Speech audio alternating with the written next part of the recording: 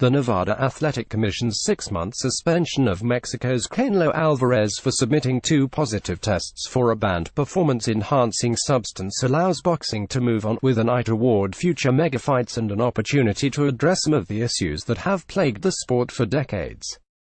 Nevada stopped the sport's most popular fighter from collecting a multi-million-dollar purse for his planned May 5 rematch against unbeaten 3-belt champion Gennady Golovkin, and Commission Chairman Anthony Marnell III was quick to point out, "These are the rules we have, and it doesn't matter what your last name is, or what money is being earned.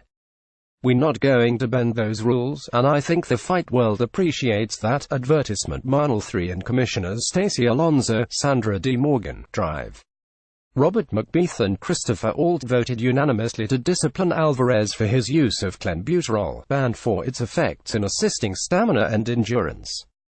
The suspension could have lasted 1 year, but Alvarez's first offender status and his cooperation with a Nevada investigation gained him a reduction of 50% that will allow him to return to action by August 17. The decision clears the way for a Mexican Independence Day weekend rematch with Golovkin 1 year after the draw at T-Mobile Arena in Las Vegas. While Alvarez's promoter, Golden Boy, put out a statement repeating the fighter's contention that the trace amounts of clenbuterol came from meat contamination in Mexico, Marnell countered, "My regulations are clear.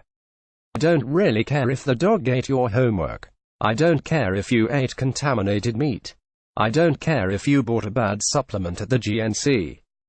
You're responsible for what goes in your body.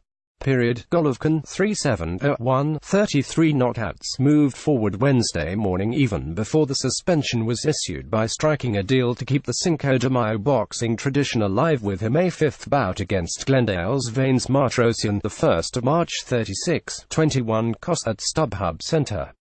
HBO will televise the main event of a card that includes former 4-division champion and number 1 pound-for-pound fighter Roman Chocolatito Gonzalez and unified women's welterweight champion Cecilia Bragas.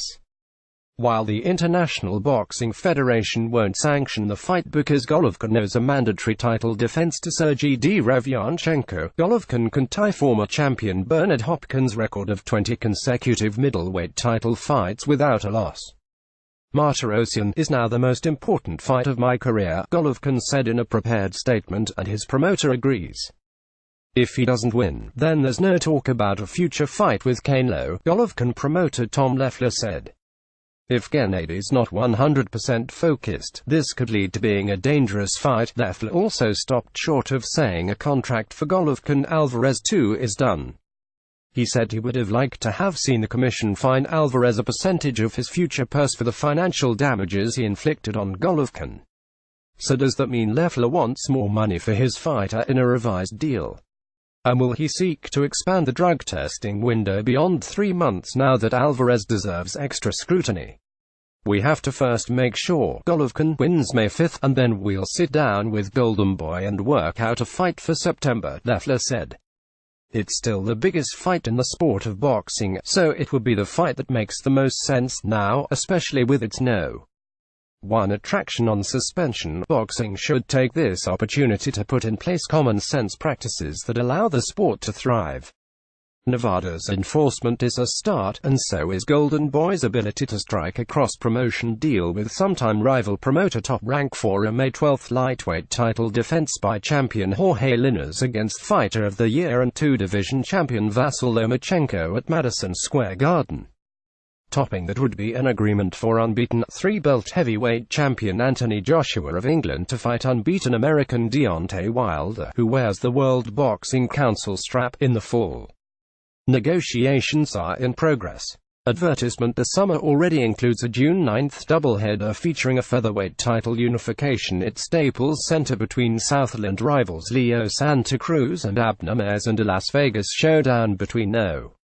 1 pound-for-pound fighter Terence Crawford moving up in weight to meet welterweight champion Jeff Horn. Of course, it's boxing, so head-scratching decisions are bound to pop up. That happened Wednesday when Dr. Margaret Goodman, head of the Voluntary Anti-Doping ASSN, that secured Alvarez's positive tests, was asked whether Alvarez was enrolled in the WBC's clean boxing program, which demands year-round drug testing. I don't have him enrolled at this time, Goodman said. Beyond the image-rebuilding step that seems necessary, WBC President Mauricio Suleiman said it's imperative for Alvarez to enroll in the year-round testing program immediately so he can maintain his ranking and fight for the WBC belt against Golovkin. The president, who was raised in boxing, cautioned wise words, "My friend, anything can happen in this crazy sport," Suleiman said. Lance.Pugmire at LaTimes.com, Twitter @LaTimesPugmire.